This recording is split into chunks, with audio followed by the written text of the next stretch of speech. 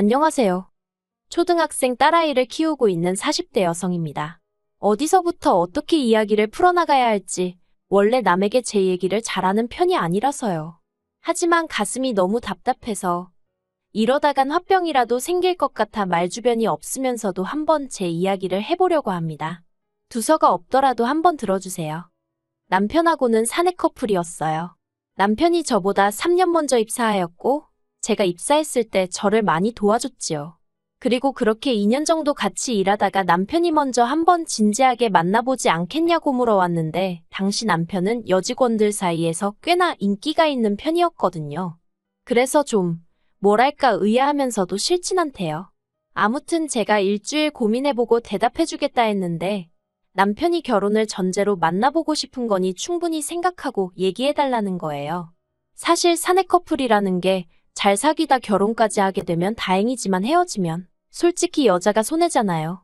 그런데 워낙 남편이 저를 대하는 태도가 확신이 있어 보였으니 뭔가 믿음이 갔죠. 그래서 결국 남편과 사귀기 시작했고 3년의 연애 끝에 결혼까지 하게 되었네요. 만나는 동안 남편과는 별 트러블은 없었어요. 매사 좋은 쪽으로 생각하고 크게 담아두지 않는 남편의 성격 덕분에 다툴 일이 없기도 했고 어쩌다 마음 상하는 일이 있어도 대화로 풀어나가면 됐으니까요. 그래서 결혼을 앞두고 남편에게 그렇게 개차반인 시동생이 있다는 걸 알았을 땐 솔직히 제법 충격적이었네요.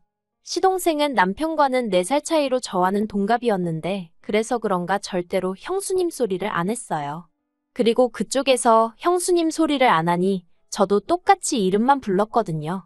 그랬더니 하루는 시부모님이 저를 불러서는 어째서 이름을 부르냐고 왜 맘먹냐고 하시는 거예요. 황당하더라고요. 그래서 서열로 치면 제가 위인데 이게 어떻게 제가 시동생한테 맘먹는 거냐고 시동생이 저한테 맘먹는 거라고 하니까 어머님이 굳이 따지자면 그렇지만 시동생이 자존심이 워낙 세다 보니 그러나 보다고 저더러 그러려니야 라는 이해 못할 말씀만 하시더라니까요. 아무튼 이건 수많은 일들 중 하나의 예에 불과하고 제가 시동생이 정말 개차반이라고 생각하게 된 건 동서를 대하는 태도 때문이었습니다. 저런 인간도 처복은 있는가 보다 싶을 정도로 시동생에 비하면 동서는 참으로 좋은 사람이었어요. 사람이 어찌나 온순하고 정이 많은지 제가 윗사람인데도 배울 점이 많다 싶었죠. 하지만 어째서인지 시동생은 그런 동서를 걸핏하면 쥐잡듯 잡았는데 그 이유가 참으로 모질더라고요. 동서는 어려서 부모님을 모두 잃고 할머니 손에서 자랐다는데 그나마도 시집오고 얼마 지나지 않아 키워주신 할머니가 돌아가셔서 엄밀히 따지고 보면 친정이 없는 거나 마찬가지였어요. 그런데 시동생은 그 점을 빌미 삼아 사위사랑은 장모라는데 자기는 장모가 없으니 불쌍한 놈이라고 하지를 않나. 시댁에서 모임이 있을 때 동서가 음식을 해오면 남편이란 작자가 고마워하고 맛있다고 자기 아내를 치켜 세워주지는 못할 망정. 엄마 없이 잘한 티를 내느냐며 음식 맛이 이게 뭐냐고 타박을 하질 않나. 같은 여자로서 정말 듣고 있으면 가슴도 아프고 화도 나고. 그런데 저도 참으로 비겁했던 게 시부모님도 가만히 계시다 보니 차마 제가 한마디 할 용기가 안 생기더라고요. 그래서 그냥 식사 마치고 저랑 동서랑 둘이 설거지하고 뒷정리하고 그럴 때 서방님 말에 너무 마음 쓰지 말라고 위로 정도만 해줄 뿐이었네요. 아무튼 그렇게 지내다가 제가 저희 딸 낳고 바로 이듬해에 동서도 딸을 낳았어요. 그리고는 저는 저대로 애 키우면서 일 다니느라 정신없이 바빴고 그렇다 보니 동서가 어떻게 지내는지 솔직히 신경 쓸 새가 없었죠. 어쩌다 한 번씩 명절이니 시부모님 생신이니 그런 날 만나기는 했지만 둘 다 챙겨야 하는 애가 있다 보니까 예전처럼 틈틈이 이런저런 얘기를 나눌 새도 없기도 했고요. 그런데 그렇게 시간이 흘러 저희 애 2돌 되던 해에 시동생네가 이혼을 하게 되었다는 소식이 들려왔습니다. 솔직히 별로 놀랍지는 않았어요. 종종 동서는 왜 저러고 사나 싶기도 했고 나라면 진작에 이혼하고 말았을 거다 생각도 했었으니까요. 그리고 그래서 그런가 이혼한다는 얘기가 들리니 그럴 줄 알았다 잘됐다 싶대요. 그런데 시동생네의 이혼보다 저를 더 놀라게 했던 건 동서가 애를 포기하겠다고 했다는 거예요. 시동생더러 맡아서 키우던지 아니면 고아원에 데려다 주던지 마음대로 하라고. 자기는 못 키운다고 그랬다나요? 그래서 글쎄요. 그래도 시동생이 아무리 개차반이긴 했어도 지 핏줄이니 땡기긴 했겠죠? 아무튼 시동생이 애 맡아 키우고 대신 위자료니 뭐니 한 푼도 못 준다 어쩐다 자기들끼리 난리를 치더니 그렇게 갈라섰어요. 그리고 그러는 와중에 남편이 저더러 그러지 말고 평소에 그래도 재수씨랑 친하게 지내지 않았냐면서 한번 얘기 좀 들어보라질 않나. 이혼만큼은 안 하게 설득 좀 해보라질 않나. 자꾸 저더러 뭘 좀 해보라고 그러는 거예요. 그런데 솔직히 제가 그 사이에 껴서 무슨 소리를 하겠어요? 제가 봐도 동서가 안 됐고 시동생이 인간 같지 않았는데 오히려 마음 같아선 동서더러 이제라도 잘 생각했다고 죄다 후를 털어버리고 앞만 보고 가라고 해주고 싶었는걸요? 하지만 그래도 제가 김씨 집안 맏며느리니 차마 그렇게 말은 할 수가 없어서 가만히 있던 건데 무슨 이혼을 못하게 하라니? 그리고 어찌나 남편이 집요하게 저한테 부탁을 하던지 오죽하면 나중에는 제가 남편더러 당신도 동서 입장에서 한번 생각해보라고 당신 동생 같은 사람하고 평생 살고 싶겠나 하고는 확 쏘아붙였습니다. 그랬더니 한숨만 길게 내쉬고 더는 안 하긴 하대요. 그리고 이후로 시동생이 시조카를 데리고 시부모님 댁에 들어가 살기 시작했어요. 원래 처음에 한 두세 달은 어머님이 시동생네를 오가며 아이를 봐주셨는데 그것도 못할 짓이라며 불러들이신 거죠. 그리고 그때부터 어머님이 시조카를 키워주시며 그렇게 몇 년을 사셨습니다. 누구는 자기 손년이 당연한 거 아니냐 했지만 그래도 저는 그런 어머님이 대단하고 존경스러웠고요. 그런데 그런 어머님께서 교통사고를 당하시면서 상황이 이상하게 돌아가기 시작하대요. 교통사고 자체만 놓고 보자면 아주 큰 사고는 아니었어요. 이렇게 표현해도 될지 모르겠지만 경미한 접촉사고로 시쳇말로 피 본 사람은 없었거든요. 하지만 어머님은 늘 허리가 약해서 매사 조심스러우셨는데 그 사고로 인해 허리에 만성통증을 겪게 되셨습니다. 그리고 그때부터 어머님이 시조카 보는 걸 힘들어 하셨어요.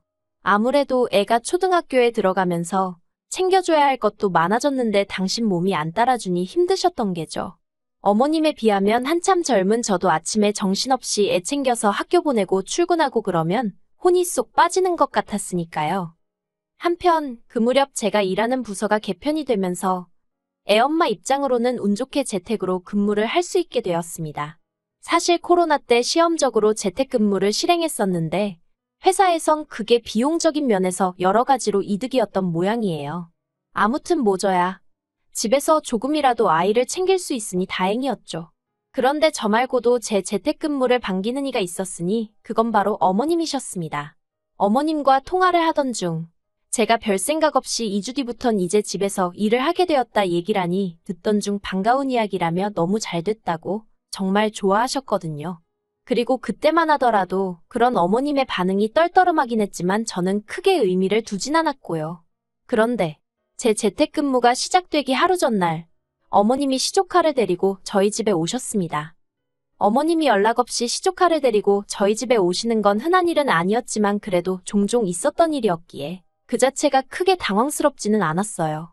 하지만 어째서인지 그날은 어디 여행 갈 때나 쓸 법한 가방까지 들고 오셨더라고요. 그래서 제가 어머님께 이게 다 뭐냐 물었더니 어머님 하시는 말씀이 당신이 요새 허리도 너무 아프고 이래저래 심신이 말이 아니라며 당분간 시조카를 저더러 맡아달라대요. 황당하고 어이없고 하지만 저희 딸도 보고 있고 시조카도 보고 있는 상황에 싫은 티를 내기가 그렇더라고요. 그래서 애들더러 방에 가서 놀고 있으라 하고는 어머님과 남편을 부엌으로 이끌었습니다. 그리고는 이게 다 무슨 상황이냐 갑자기 연락도 없이 이러시면 곤란하다 하니까 기가 막히게 어머님이 눈물을 보이시는 거예요. 제가 정 싫다 하면 별 수 있냐 데리고 가야지 하시면서 말이죠. 그런데 어머님이 눈물을 보이시니 직전까지 난처한 기색을 보이던 남편마저 어머님 편을 들기 시작했습니다. 저더러 지난 몇 년간 어머님이 얼마나 고생하시는지 너도 직접 보지 않았냐면서 그때마다 너 우리 어머님 참 대단하시다 그랬다고. 그러니까 당분간만이라도 어머님 휴가 드린다 생각하고 한번 도와주면 안 되겠냐 하는데 환장하겠더라고요. 그리고 결국 저는 어머님과 남편을 어쩌지 못하고 일단 알겠다 했습니다. 다만 이게 절대 1년이고 2년이고 데리고 있겠다는 게 아니고 당분간만이라고 했죠. 그런데 정말이지 아이를 상대로 이렇게 말하고 싶지는 않았지만 아주 음흉하고 못됐더라고요. 제가 저희 애한테 늘 강조하는 게 사람은 남을 속이면 안 되고 항상 정직해야 한다는 거였는데 보란듯이 옆에서 거짓말을 해대니 미칠 노릇이었죠. 그런데 막말로 제 속으로 낳은 자식도 아니고 시족하다 보니 혼을 내는 것도 쉽지가 않았습니다. 처음에는 제 자식과 똑같이 대한답시고 이러면 돼안돼 몇 번 했는데 어휴, 그걸 지아빠한테 그러니까 시동생한테 뭐라고 얘기를 한 건지. 하루는 시동생이 술을 잔뜩 처먹고 와서는 지혜한테 상처를 주네만에 별 헛소리를 해대더라니까요. 그래서 그럴 것 같으면 데려가라니까 또 데려가지는 않고.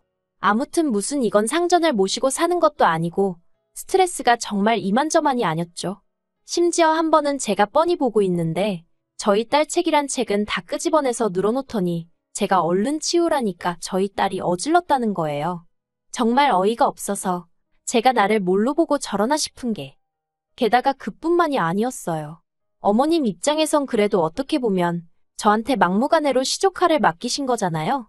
그리고 그래서 미안함을 느끼셨던 건지 아니면 맡겨놓으시고도 못 믿어오셨던 건지. 아무튼 어째서인지 일주일이나 2주일에 한 번 저희 집에 오셨는데 그럴 때마다 시조카가 어이없는 연기를 해대는 게 아니겠어요? 예를 들어 어머님 오시기 직전까지 이것저것 집안에 있는 온갖 과자며 과일이며 주전부리는 다 먹어치워 놓고 막상 어머님이 오시면 자기는 그냥 밥 안 먹어도 된다면서 제 눈치를 보는 척 하지를 않나. 그러면 어머님은 이제 제가 애한테 먹는 걸로 평소에 눈치를 주는 거냐 하시며 가뜩이나 엄마도 없는 애한테 그러지 말라 하시고 그럼 저는 저대로 억울하니까 그런 게 아니라고 말씀을 드리면 어머님은 또다시 어린애를 상대로 너무 그러지 말라고 하시니 정말이지 이건 당해보지 않은 사람은 모를 거예요. 정말 진짜 제 속을 까뒤집어 보여드릴 수만 있다면 그러고 싶은 심정이었으니까요. 그리고 결국 3개월쯤 되었을 때 저는 없던 신경성 위궤양으로 피까지 토하게 되었고 더는 이렇게는 못 살겠다 싶더라고요. 그래서 시부모님과 시동생더러 당장에 애 데려가라 했습니다.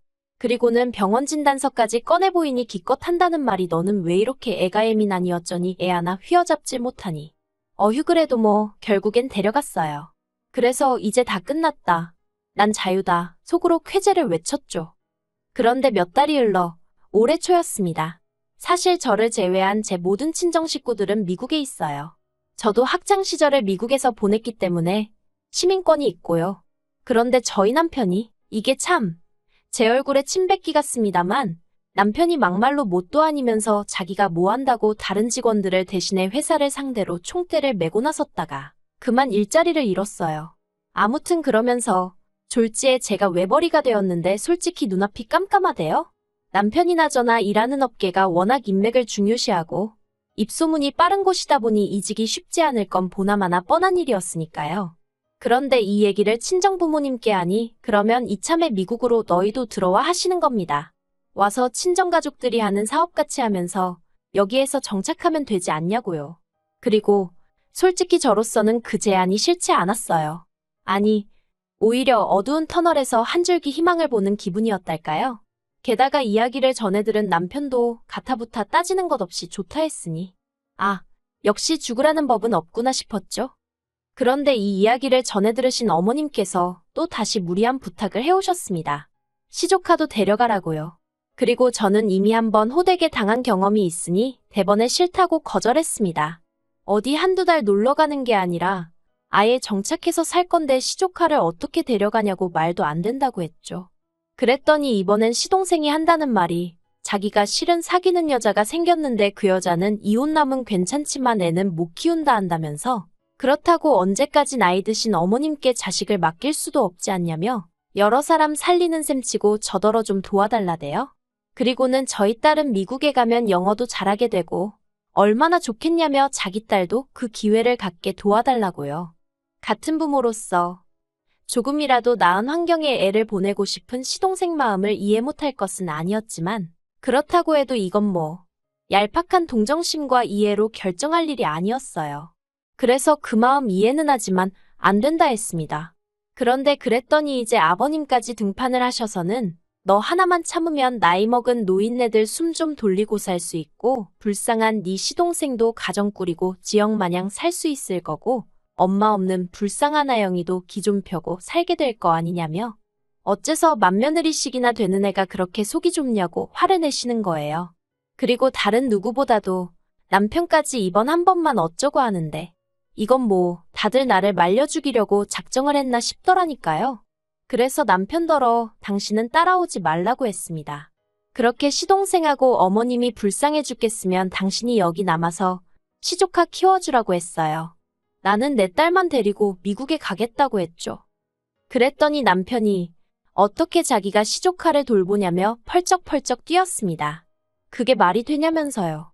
아니 큰엄마가 시조카를 보는 건 말이 되고 큰아빠는 왜 안 되냐고 했습니다. 막말로 당신하곤 피라도 좀 섞였지만 나는 생판남인데 왜 나는 되고 당신은 안 되냐고 그랬죠. 그러자 남편이 하는 말이 당신은 여자고 나는 남자잖아 하는데 웃기대요. 애 키우는데 여자 남자가 어디냔 말이죠. 그래서 됐다고 말 같지 않은 소리는 할 것도 없다고 그냥 여기 남아서 시족 하나 키우라 했네요. 그리고 제가 본격적으로 딸 데리고 미국 갈 준비를 시작했어요. 학교 등록해야 하니까 서류도 떼고 뭐 이것저것 생각보다 챙겨야 할 게 많았거든요. 그런데 남편에 관해서는 정말 두고 갈 마음이었으니까 아무것도 뭐 제가 찾아보질 않았더니 한 일주일 지나니까 남편이 정말 자기를 두고 갈 거냐면서 슬슬 제 눈치를 살피더니 열흘쯤 됐을 때는 자기가 생각이 짧았다면서 그냥 우리 가족만 가면 된다고 저한테 들러붙기 시작하는 거예요. 그렇지만 이렇게 어설프게 넘어갔다가는 막말로 미국 도착하고 얼마 안 돼서 또 시조카 데려오네 어쩌네 하고 헛소리라도 하면 어쩌나 싶더라고요. 그래서 그냥 남편이 애걸복걸을 하는데도 모른 척하고 딸하고 제 티켓만 끊어서 미국에 왔네요. 그랬더니 이제 남편이 어떻게 이럴 수가 있냐는데 솔직히 이 일로 이혼까지 생각하는 건 아니에요. 다만 제가 마음만 먹으면 남편도 버릴 수 있는 모진엑스라는 걸 이참에 알려주려는 거죠. 남편이 풍기는 뉘앙스가 시부모님이랑 시동생이랑 저를 어지간히 욕하고 그런다는데 잘됐다 싶어요. 이참에 아주 그냥 희대의 나쁜 X로 눈밖에 나면 그때 못 이기는 척 남편도 여기로 불러들일 생각입니다. 그러면 뭐 그쪽에서도 시쳇말로 저한테 시조카 좀 어떻게 비벼보려는 생각은 안 하겠죠. 어휴. 저는 그저 우리 세 식구 어디서든 잘 자리 잡아 살고 싶은 마음뿐이었는데 진짜 뭐 하나 쉬운 일이 없네요.